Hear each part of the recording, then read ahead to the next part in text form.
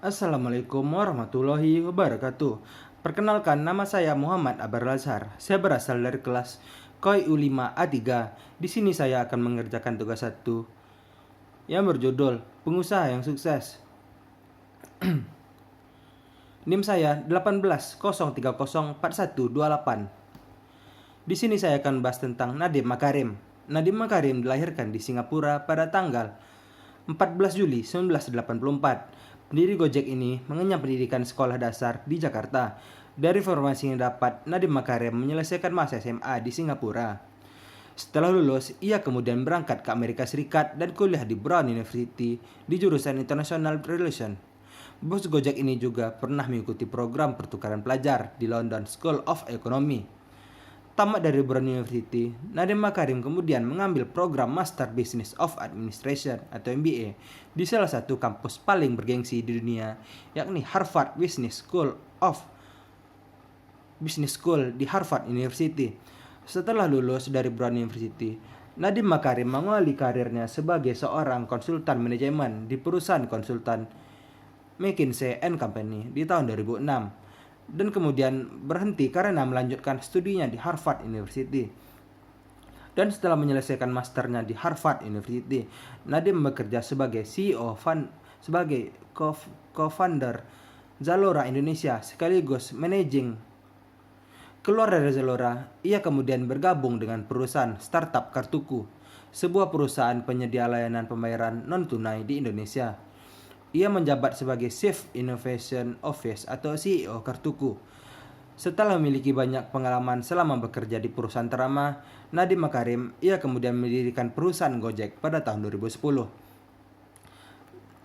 Awal ide bisnis Gojek, Nadiem yang kala itu sedang bekerja di McKinsey & Company lebih sering menggunakan jasa ojek ketimbang menggunakan mobil karena mobilitasnya yang tinggi serta tingkat kemacetan di Jakarta yang tinggi. Di sisi lain, ia menemukan kenyataan bahwa ia sulit menemukan ojek saat dibutuhkan. Ia juga melihat kenyataan bahwa tukang ojek hanya menghabiskan waktu menunggu pelanggan dan cukup sulit juga mencari pelanggan. Dari masalah tersebut, Nadiem Makarim kemudian mendirikan Gojek pada tahun 2010. Ia menggunakan garasi mobilnya sebagai kantor pertama. Tahun 2015 bisa dikatakan sebagai tahun terbaik dari Gojek sebagai sebuah perusahaan startup. Di tahun itu, Gojek meluncurkan aplikasi pertama di platform mobile phone. Ini juga merupakan langkah untuk menarik minat pelanggan baru menggunakan jasa ojek, sekaligus memperkenalkan model bisnisnya di masyarakat luas. Tak butuh waktu lama, masyarakat kemudian berbondong-bondong menggunakan aplikasi Gojek.